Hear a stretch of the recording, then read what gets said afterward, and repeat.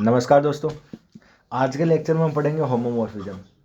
Homomorphism क्या होता है और जो इस पर जो बेस्ट जो थ्योरम है उन थ्योरम को हम इस लेक्चर में कवर करेंगे। ठीक है, तो सबसे पहले हम पढ़ते हैं होमोमॉर्फिज्म।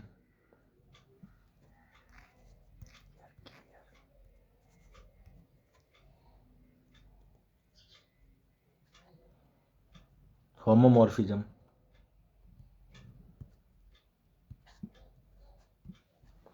होमोमॉर्फिज्म में क्या होता है कि पहले मैं इसकी डेफिनेशन लिख रहा हूँ, डेफिनेशन देखना ध्यान से, फिर मैं समझाऊंगा कि होमोमॉर्फिज्म क्या होता है। इफ यदि जो एफ है वो एक ग्रुप है जी से जी डैश में डिफाइंड है। और ग्रुप क्या होता है इसका मैंने लेक्चर डाल दिया इससे पहले वाले लेक्चर में, तो प्लीज़ आप एक बार उस लेक्चर को देख लो कि ग्रुप क्या होता है। ग्रुप के पास अपनी एक संक्रिया होती है और वो नो प्रॉपर्टी को वो फॉलो करता है, तब वो क्या कहलाता है, ग्रुप कहलाता है। ठीक है, इफ यदि जो एफ है वो जी से जी डैश में डिफाइंड है, इज कॉल्ड, वो होमोमॉर्फिज्म कहलाएगा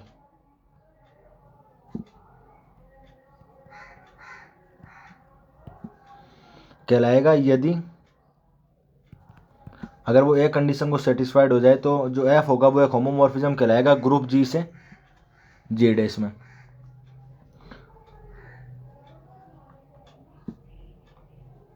बराबर होगा एफ है डॉट एफ बी।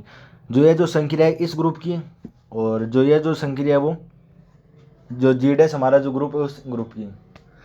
ठीक है, चलो थोड़ा सा नॉर्मली समझाने की कोशिश कर रहा हूँ कि जो होमोमॉर्फिज्म होता है वो क्या होता है। मान लो कि आपका ग्रुप है जी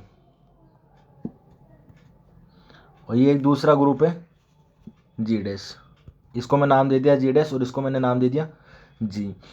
जो एफ है जो हमारी जो मैपिंग है वो जी से जी डैश में डिफाइंड है, ये एफ है। और जो एफ है वो एक होमोमॉर्फिज्म कहलाएगा।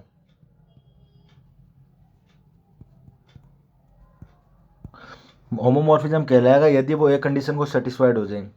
मान लो जो जी है उसके दो एलिमेंट मान लो एक बार आप, ये ग्रुप जी है, ये ग्रुप जी डैश है, इस ग्रुप की अपनी एक संक्रिया है और इसकी अपनी एक संक्रिया है। अब मान लेता हूँ जो ग्रुप जी है उसके दो एलिमेंट ले रहे हो, एक तो एलिमेंट ए रहा है, एक एलिमेंट ए रहा है। इस एलिमेंट को मैंने नाम दे दिया ए, इस एलिमेंट को मैंने नाम दे दिया बी। ठीक है, अब जो हमारा जो एफ है उस एफ का मान निकाल लूँ। इन दो जो ए और जो बी जो एलिमेंट है उसके आपस में मल्टीप्लाई कर दूँ इस संक्रिया के साथ, उस पर इस फंक्शन का पूरा मान निकाल लूँ और वो बराबर होगा एक एलिमेंट ए रहा, एक एलिमेंट बी ए रहा। इस एलिमेंट पर एफ का मान निकाल लूँ, इस एलिमेंट का बी एफ का मान निकाल लूँ और दोनों को गुणा कर दो जो इसकी जो संक्रिया है इसके साथ। ये हमारा कहलाता है होमोमॉर्फिज्म। ये हमारा कहलाता है होमोमॉर्फिज्म। ठीक है, कि पहले दोनों एलिमेंट को आपस में लेकर उसको फंक्शन का मान निकाल लो, या फिर एक एक एलिमेंट पर दोनों का फंक्शन का मान निकाल लो, एफ का मान निकाल लो और दोनों को बराबर कर दो। दोनों हमेशा क्या होती है, बराबर होती है।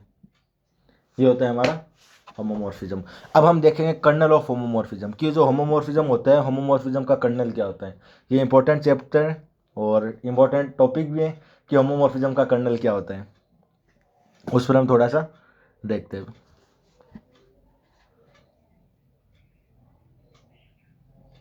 कर्नल ऑफ होमोमॉर्फिज्म,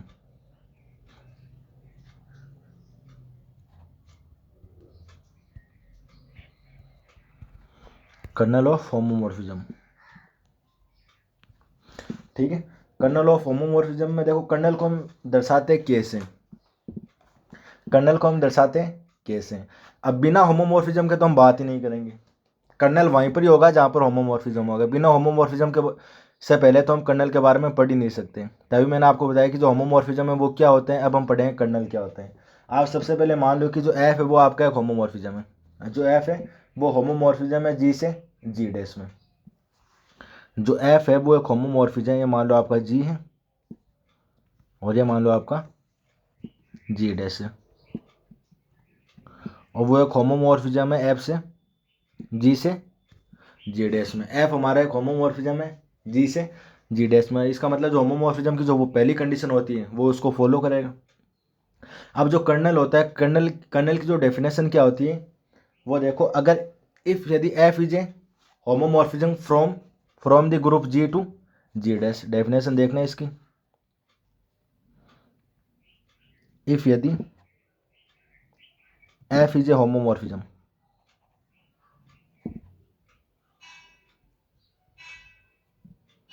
एफ एक होमोमॉर्फिज्म है फ्रॉम द ग्रुप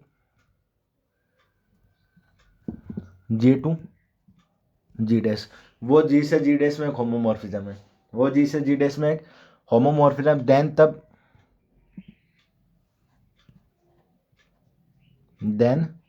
तब दी सेट, जो सेट होगा के, इसी को हम बोलेंगे कर्नल। दी सेट, इसी को हम बोलेंगे kernel of those element of G, ये जी के हर एलिमेंट को लेगा,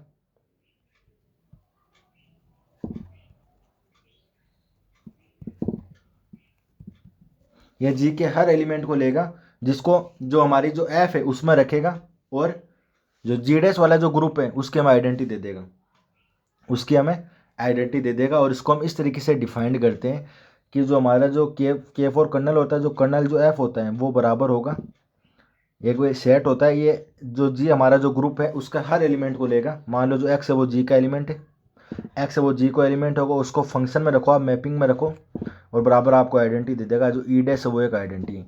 देखो मैंने क्या बताया कि जो जी है, ये हमारा जी है और ये हमारा जी डैश है। जी एक ग्रुप है, हर ग्रुप के पास खुद की आइडेंटिटी होती है। जी डैश एक ग्रुप है तो इसके पास भी खुद की आइडेंटिटी होगी। इसकी आइडेंटिटी मैंने क्या बताई, ई डैश। ई डैश किसकी आइडेंटिटी है, ई डैश किसकी आइडेंटिटी है, जी डैश की।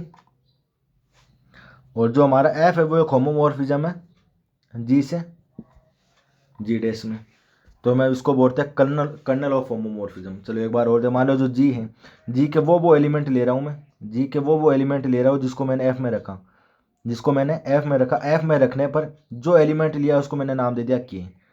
जो तीन जो एलिमेंट ले रहे हो के एलिमेंट है, इसका मतलब ये जो तीन एलिमेंट है इस पूरा ग्रुप में भी है, और जो अंदर जो मैंने के बनाया है इसके अंदर भी है।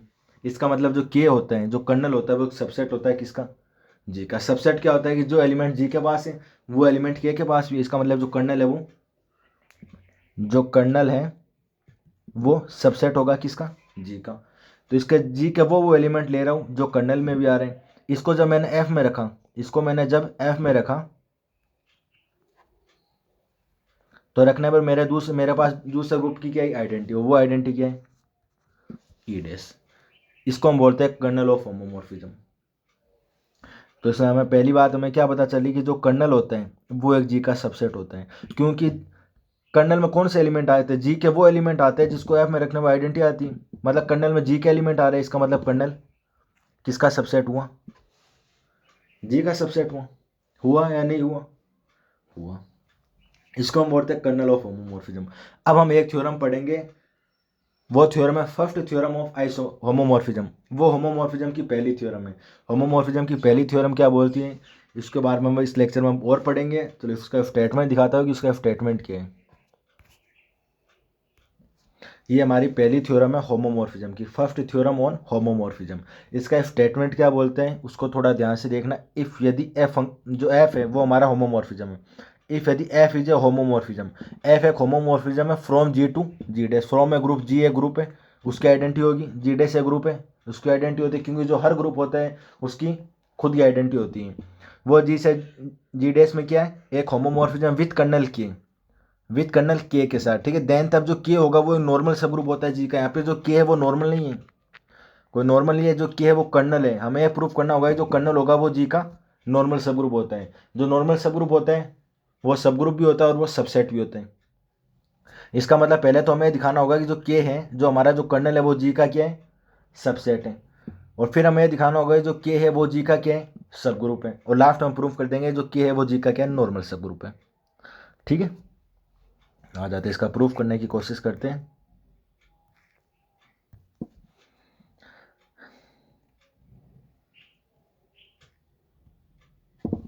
प्रूफ में हम क्या करते हैं कि सबसे पहले मान ले, देखो मैंने क्या बताया कि हमें जो दिया हुआ है उससे वहां से स्टार्ट कर देते हैं। एज गिवन डेट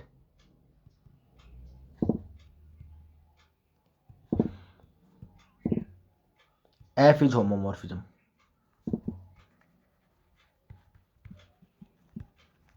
जो एफ है वो एक होमोमॉर्फिज्म है फ्रॉम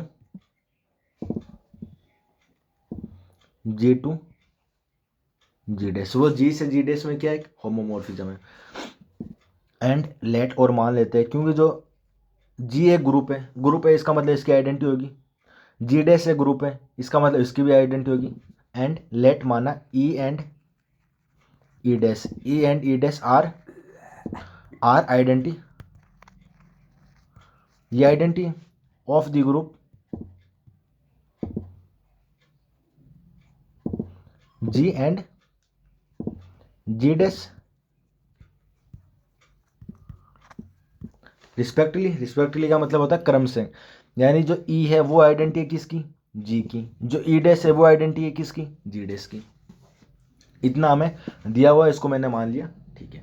अब एक बात ध्यान में रखना है कि जो नॉर्मल सब ग्रुप जो होता है, जब हम के को जी का अगर नॉर्मल सब ग्रुप अगर मैं प्रूफ कर दूं तो हमारा पास एक क्वेश्चन ग्रुप बनता है जी बटा के, जी बटा के, और यहाँ पर जो के होता है वो कर्नल होते हैं। तब हम कर्नल की डेफिनेशन का यहाँ पर उपयोग करें तो मैं लिख रहा हूँ by the definition of the kernel, by the definition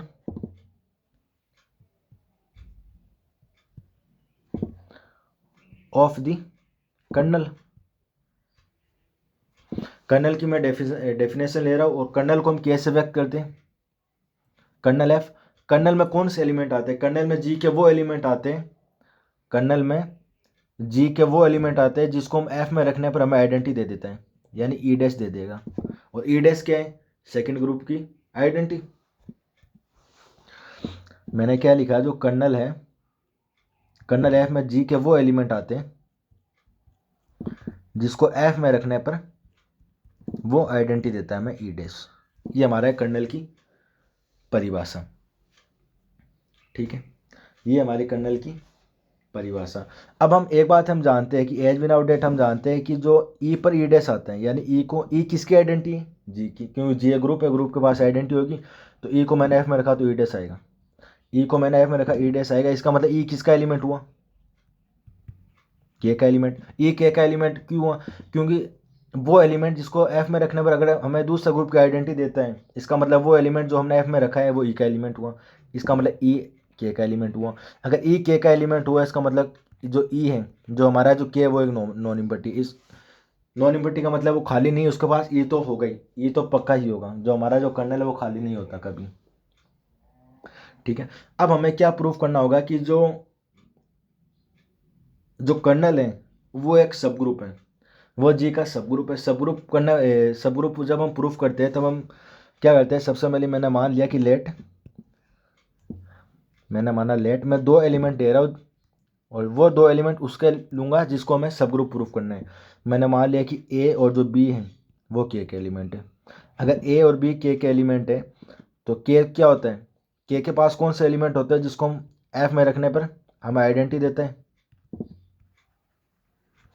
इसका मतलब एफ वी बराबर क्या हुआ, ई डैश हुआ, क्योंकि जो के कर्नल है वो कर्नल के पास वो एलिमेंट होता है, क्योंकि जो कर्नल होता है वो सबसेट होता है जी के, जो कर्नल होता है वो सबसेट होता है जी का। इसका मतलब जो ए और बी है वो ग्रुप के पास भी हुआ। अगर ए और बी अगर ग्रुप के पास हुआ, अगर ए और बी अगर ग्रुप के पास हुआ, ध्यान से सुनना मेरी बात को, अगर ए और बी अगर ग्रुप के पास हुआ, सॉरी कर्नल के पास है, इसका मतलब वो ग्रुप के पास है, क्योंकि जो कर्नल है वो सबसेट होता है जी का। तो बी का इन्वर्स किसके पास होगा, के पास। अब ए और बी अगर के पास है तो ए और बी ग्रुप के पास भी है, और ग्रुप के पास हर एलिमेंट का इन्वर्स होता है, इसका मतलब जो बी का इन्वर्स वो जी के पास हुआ। अगर बी का इन्वर्स अगर जी के पास हो गया इसका मतलब बी किसका एलिमेंट हुआ, जी का, क्योंकि बी का इन्वर्स के पास आया है। तो के किसका सबसेट है, जी का, इसका मतलब बी का इन्वर्स जी के पास भी हुआ, इसका मतलब बी का इन्वर्स जी के पास भी हुआ। बी का इन्वर्स जी के पास क्यों हुआ, क्योंकि ग्रुप जी एक क्या ग्रुप है, और ग्रुप में हर एलिमेंट का इन्वर्स होता है, तो बी का इन्वर्स जी के पास हुआ। तब जो तब मैं लिख सकता हूँ कि जो ए बी का जो इन्वर्स होगा वो के पास होगा। ये हमें क्या करना है, प्रूव करना है। तो मैंने लिखा है कि एफ ए बी इन्वर्स, मैंने ए बी इन्वर्स मैंने एफ में रखा, तो एफ इज होमोमॉर्फिज्म, अगर वो होमोमॉर्फिज्म है तो F A dot F B का इन्वर्स आएगा। और इसको मैं इस तरीके से लिख सकता हूँ एफ ए डॉट, ये प्रॉपर्टी है, ठीक है। तो मेरा क्या है यहाँ से कि जो एफ कोष्टक में ए बी जो इन्वर्स है वो बराबर होगा एफ ए और डॉट एफ कोष्टक में बी और इसका इन्वर्स। एफ ए की आइडेंटिटी ई डैश, एफ ई की आइडेंटिटी ई डैश उसका इन्वर्स, इसका मतलब वो भी आइडेंटिटी ई डैश डॉट ई डैश, यानी आइडेंटिटी आ गई। एफ में वो एलिमेंट जिस पर आइडेंटिटी आ रही है, इसका मतलब वो एलिमेंट किसका हुआ, कर्नल का एलिमेंट हुआ। इसका मतलब ए के का इन्वर्स किसका एलिमेंट हुआ, के का एलिमेंट हुआ। अगर ए के का इन्वर्स के का एलिमेंट है, इसका मतलब जो हमारा जो कर्नल है वो एक सब ग्रुप हुआ। Therefore वी कैन राइट, मैं लिख सकता हूं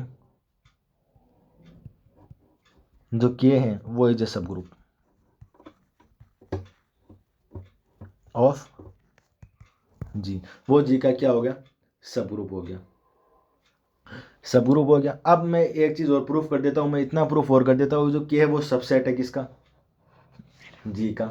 जो के है वो सबसेट है किसका, ये मैंने प्रूफ कर ही दिया कि जो के है वो जी का सबसेट है। क्यों के जी का सबसेट क्यों हुआ, क्यों के क्या है, कर्नल की डेफिनेशन में कौन से एलिमेंट आते हैं, कर्नल की डेफिनेशन में एक्स के वो एलिमेंट आते हैं जिसको एफ में रखने पर आइडेंटिटी आती है। एक्स किसका एलिमेंट है, जी का एलिमेंट। एक्स किस में आ रहा है, के में आ रहा है। एक्स किसका एलिमेंट है, देखो ये हमारा ग्रुप होता है जी, ये है के। जो एक्स है मान लो ये वो एलिमेंट है जो जी में एलिमेंट आ रहा है, ये एलिमेंट क्या के में नहीं आ रहा है, इसका मतलब जो के है वो किसका सबसेट हुआ, जी का। तो मैं यहाँ से लिख सकता हूँ एज वी कैन राइट, मैं लिख सकता हूँ के इज ए सबसेट ऑफ जी। जो के होगा वो जी का क्या होगा, सबसेट होगा। अब लास्ट अगर हम यह प्रूफ कर दें कि देखो सबसेट मैंने प्रूफ कर दिया, सब ग्रुप मैंने प्रूफ कर दिया, अब लास्ट मेरा बचा है उसको नॉर्मल सब ग्रुप प्रूफ करना। और नॉर्मल सब ग्रुप प्रूफ करने के लिए हम देखो क्या करना पड़ता है, मैं दिखाता हूँ। मैं जो हमारी जो लास्ट कंडीशन है वो लास्ट कंडीशन क्या है कि हमें यह दिखाना होगा वी प्रूव वी प्रूव कि जो के है, के कर्नल है, के इज नॉर्मल सब ग्रुप।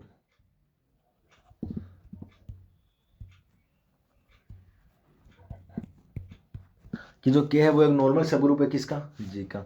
यानी हमें प्रूफ करना है कि जो के होगा वो एक नॉर्मल सब ग्रुप है किसका, जी का। अगर हम जब हम नॉर्मल सब ग्रुप प्रूफ करते हैं तो अब हम नॉर्मल सब ग्रुप में क्या करना, क्या करते हैं कि एक एलिमेंट में इस के का लूँगा और एक एलिमेंट में इस जी का लूँगा, ठीक है। तो मान लो कि लेट माना जो एक्स है वो तो मैंने ले लिया जी का एलिमेंट, कि एक्स ग्रुप का एलिमेंट है, एंड जो ए है उसको मैंने ले लिया के का एलिमेंट, ए के का एलिमेंट है। तब हमें यह प्रूफ करना होगा कि जो एक्स ए जो एक्स का इन्वर्स होगा वो भी किस में आएगा, के में आएगा। अगर एक्स ए एक्स का इन्वर्स अगर के में आ गया यानी कर्नल में आ गया, और कर्नल में तभी आ सकता है, कर्नल में तभी आ सकता है जब इसको एफ में रखें हम, इसको एफ में रखें हम, और सेकंड जो ग्रुप उसकी आइडेंटिटी आ जाए यानी ई डैश आ जाए, ये तभी आ सकते हैं। मानते उस बात को कि कर्नल में अगर कोई एलिमेंट है तो उसको एफ में रखने पर आइडेंटिटी आती है, उसको एफ में रखने पर आइडेंटिटी आती है। तो हम इसको लेकर चलते हैं, और अगर ई डैश आ गया इसका मतलब एलिमेंट किसका हुआ, के का एलिमेंट हुआ। नाउ मैंने ये लेकर चला एफ एक्स ए एक्स का इन्वर्स। अब एफ तो मैं दिया हुआ है कि एफ क्या है, होमोमॉर्फिज्म है।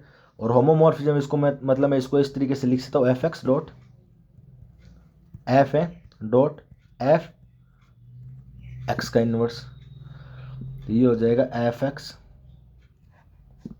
डॉट एफ ए को क्या लिख सकता हूँ, ई डैश। ई डैश कैसे हुआ, ए किसका एलिमेंट है, के का एलिमेंट।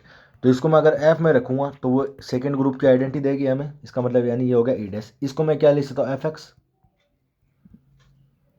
और ये आ गया ई डैश।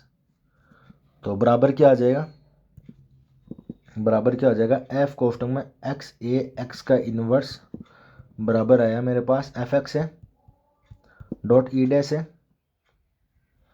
और ये हो गया एफ एक्स का पूरा का इन्वर्स। ये रहा मेरा एफ एक्स। आइडेंटिटी किसी से मल्टीप्लाई होकर कोई उसको नुकसान नहीं पहुंचाएगी, इसका मतलब ये क्या हो गया, एफ एक्स।